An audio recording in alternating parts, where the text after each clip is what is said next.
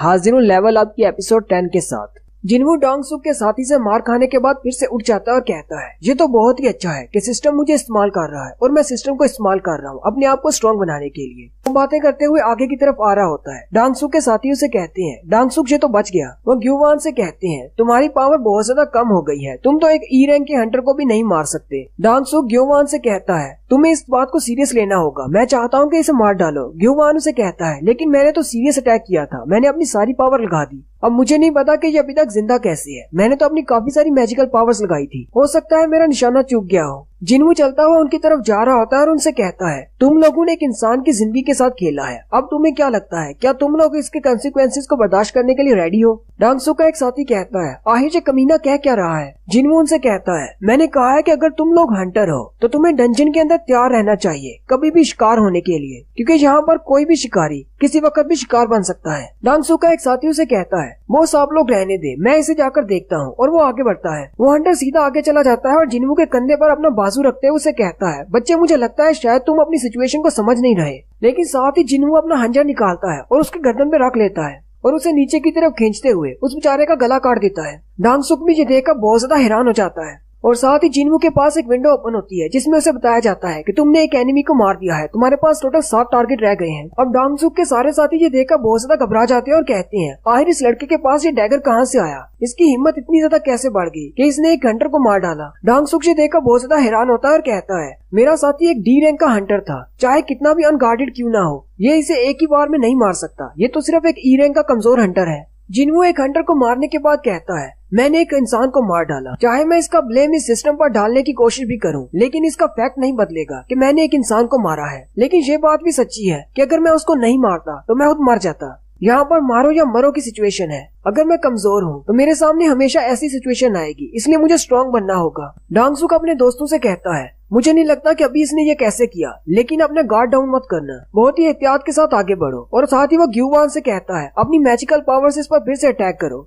ग्यूवान अपने हाथों पर एक फायरबॉल बनाता है और फुल पावर के साथ जिनवू की तरफ फेंकता है, लेकिन जिनवू तेजी के साथ उसके फायरबॉल को डॉज करते हुए आगे की तरफ बढ़ता है और उसके हाथ को काट देता है। न सिर्फ उसके हाथ को बल्कि उसकी पूरी बॉडी के छोटे छोटे टुकड़े कर देता है। डोंगसुक अब ये देखकर और भी ज्यादा घबरा जाता है। डोंगसुक के बाकी के हंटर दोस्त भी भागते हुए जिनवू को मारने के लिए आगे बढ़ते हैं, लेकिन जिनवू उनके अटैक से बचते हुए उनमें से एक को मार देता है। दूसरे वाला कहता है आखिर ये इतना ज्यादा फास्ट कैसे हो सकता है, ये तो सिर्फ एक ई रैंक का हंटर है, मेरे अटैक्स तो बिल्कुल भी वर्क नहीं कर रहे। जिनवू उस हंटर के ऊपर अपने डैगर की पैरालिसिस इफेक्ट को एक्टिवेट करता है जिससे उसकी बॉडी मूव करना छोड़ देती है। वो वहीं पर खड़ा चिल्लाना शुरू कर देता है और कहता है मैं अपनी बॉडी को मूव नहीं कर पा रहा, जबकि बाकी के बचे हुए हंटर ये देखकर बहुत ज्यादा घबरा जाते हैं और कहते हैं ये लड़का तो मैजिक का इस्तेमाल कर रहा है। जिनवू बाकी के हंटर्स के ऊपर भी अपने हंजर के पैरालिसिस इफेक्ट को एक्टिवेट करता है और साथ ही ब्लीड इफेक्ट को एक्टिवेट करते हुए उनकी पूरी बॉडी से ब्लड निकलना शुरू हो जाता है। वो सारे चिल्लाकर यही कह रहे होते हैं आखिर ये है कौन, ये एक ई रैंक का हंटर नहीं हो सकता, ये तो बहुत ज्यादा स्ट्रॉन्ग है।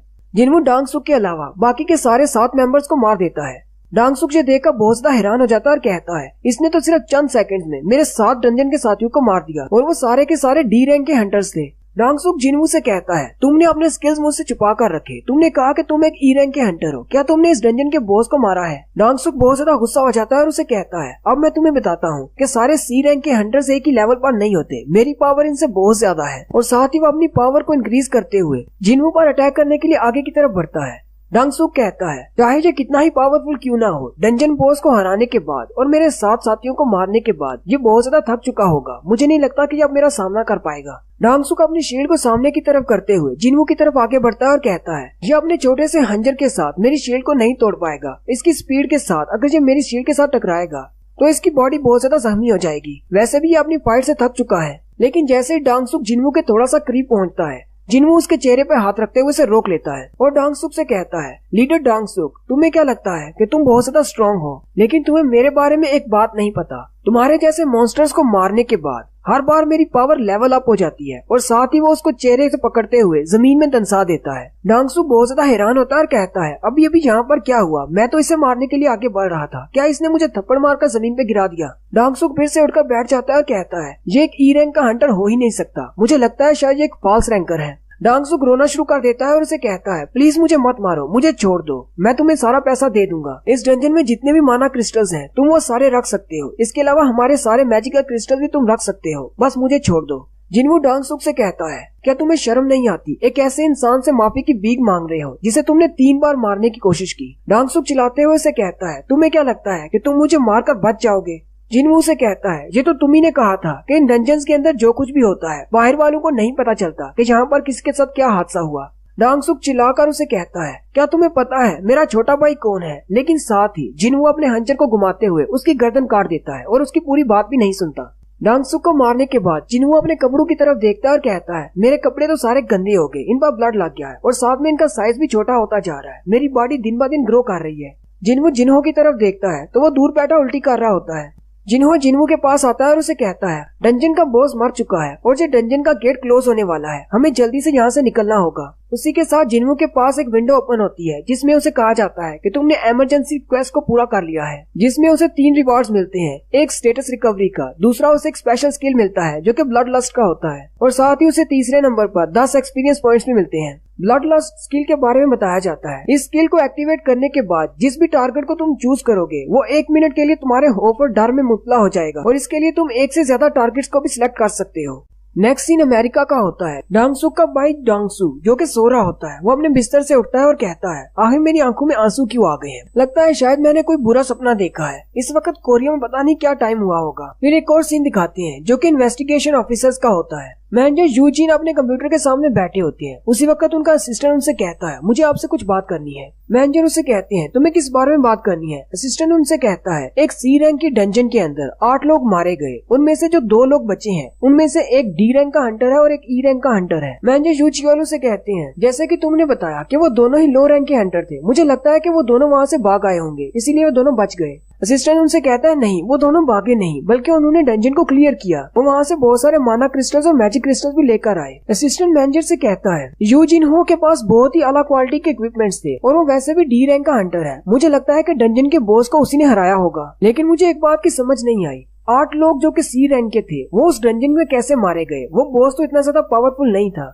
मैनेजर यूजिन उसे कहते हैं, चलो अभी आप बस भी करो, मेरा टाइम जाया कर रहे हो। अगर कोई ऐसी बात है जो कि तुम्हें सस्पिशियस लग रही है तो वो बताओ। ऐसा तो नॉर्मल होता रहता है, डंजन के अंदर बहुत सारे हंटर्स मारे जाते हैं और लो रैंक के हंटर्स अपनी जान बचाकर वहाँ से भाग आते हैं और सारा क्रेडिट ले लेते हैं। असिस्टेंट उनसे कहता है, जो हैरान करने वाली बात है वो तो मैंने अभी तक आपको बताई नहीं। जो ई रैंक का हंटर वहाँ से बचकर वापस आया है उसका नाम संग जिन वू है। ये वही ई रैंक का हंटर है जिसको उस डंजन से जिंदा बाहर निकाला गया था। मैनेजर उसे कहते हैं, तुम्हारा उस पर शक जायज है, लेकिन वो एक अवेकनर नहीं है। हमने उसे माना क्रिस्टल के साथ परखा था, उसकी पावर लेवल तो सिर्फ 10 पॉइंट पर थी और हमारा माना क्रिस्टल बहुत ज्यादा परफेक्ट है। वो एक ए रैंक के मॉन्स्टर से हासिल किया गया है और वैसे भी डबल अवेकनिंग हर किसी हंटर को नहीं मिलती, इसलिए तुम्हें उस पर शक करने की जरूरत नहीं, उसकी ज्यादा छानबीन करने की जरूरत नहीं है। असिस्टेंट उनसे कहता है, मैं भी ऐसा ही सोच रहा था कि हमें इसके बारे में ज्यादा सोचने की जरूरत नहीं, लेकिन असल मसला ये नहीं है। असल मसला तो ये है कि उस डंजन के अंदर एक हंटर मारा गया जिसका छोटा भाई अमेरिका में है। मैनेजर उसकी बात सुनकर कहते हैं, कहीं तुम डांग सू की बात तो नहीं कर रहे जो कि अमेरिका में एक एस रैंक का हंटर है? अगर ऐसी बात है, उसका भाई यहाँ पर मारा गया है, तो फिर तो हम इस मसले को इग्नोर नहीं कर सकते, हमें इसकी छानबीन करना ही होगी। नेक्स्ट सीन जिनवू के घर का होता है। जिनवू अपनी बहन के लिए चिकन विंग्स लेकर आता है। वो ये देखकर बहुत ज्यादा खुश हो जाती है और कहती है, क्या कुछ अच्छा हुआ है? तुम मेरे लिए चिकन विंग्स क्यों लेकर आए हो? जिनवू से कहता है, मुझे नहीं पता कुछ अच्छा है या बुरा है। जिनवू अल्कोहल वाली ड्रिंक पी रहा होता है और कहता है, मैं ड्रंक होना चाहता हूँ लेकिन कुछ भी फील नहीं हो रहा। और साथ ही उसके पास एक विंडो ओपन होती है और उसे कहती है कि तुमने कुछ ऐसा सब्सटेंस पी लिया है जो तुम्हारी बॉडी के लिए बहुत ज्यादा हार्मफुल है,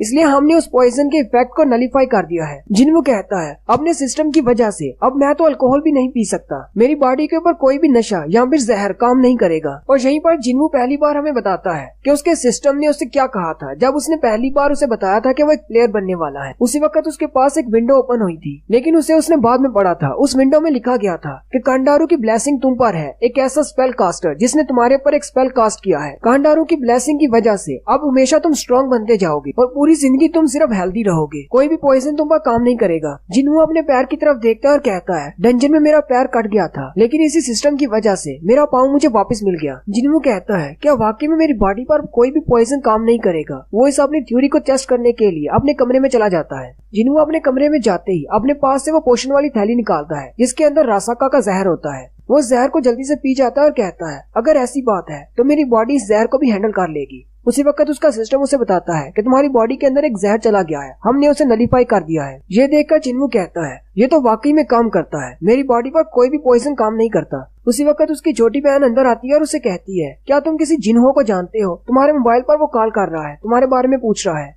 नेक्स्ट सीन कैफे पेनी का होता है। जिन्हू जिन्हो से मिलने के लिए कैफे पेनी पर जाता है। जिन्हो वहाँ पर पहले से मौजूद होता है। वो जिन्हू को देखते ही कहता है, सर यहाँ पर आ जाए, मैंने आपके लिए सीट बुक करवाई है। जिन्हू से कहता है, तुमने मेरा नंबर कहाँ से ढूंढा? जिन्हो से कहता है, गिल्ड में मेरे कुछ कनेक्शंस हैं, इसलिए आपका नंबर आसानी से मिल गया, क्या आप कॉफी पियेंगे? जिन्हो से कहता है, नहीं, काम की बात करो, मुझे नहीं लगा था कि हम दोनों दोबारा मिलेंगे। जिन्हो से कहता है, मुझे तो आपसे मिलना ही था, आपने मेरी जान बचाई है। जिन्हो से कहता है, तुमने अपने सारे माना क्रिस्टल्स और अपने मैजिक कोर क्रिस्टल्स मुझे दे दिए थे, जिनसे मैंने 1 मिलियन और 8,000 कमाए। और दूसरी बात, तुमने बाहर आकर किसी को मेरे बारे में नहीं बताया कि उन 8 लोगों को मैंने मारा था। जिन्हो से कहता है, वो सब लोग हमें मारना चाहते थे, अगर हम लोग उन्हें नहीं मारते तो वो हमें मार देते। आपने बिल्कुल ठीक किया, वैसे भी हम लोग हंटर्स हैं, हमारा सामना ऐसी मुश्किल से होता रहता है। साथ ही जिन्हो ये सोच रहा होता है, ये लड़का एक फॉल्स रैंकर है, मुझे इसके साथ इन्वॉल्व नहीं होना, क्योंकि ये लोग साइकोपैथ्स होते हैं, ये किसी वक्त भी मुझे मार सकता है, लेकिन मुझे अपने काम के लिए इसके पास आना पड़ा। संग जिन्हो से कहता है, तो फिर तुमने मुझे यहाँ पर क्यों बुलवाया है? जल्दी से अपना काम बताओ। जिन्हो से कहता है, मैं अपनी एक पर्सनल टैस्क फोर्स बनाना चाहता हूँ और मैं चाहता हूँ कि आप उसमें शामिल हो जाएं। हम लोग डंजन्स में जाकर रेड्स किया करेंगे। जिन्हो साथियों से मना कर देता है। जिन्हो से कहता है, लेकिन मैंने तो अभी अपनी पूरी बात कही ही नहीं। और यहीं पर हमारी एपिसोड 10 का एंड होता है।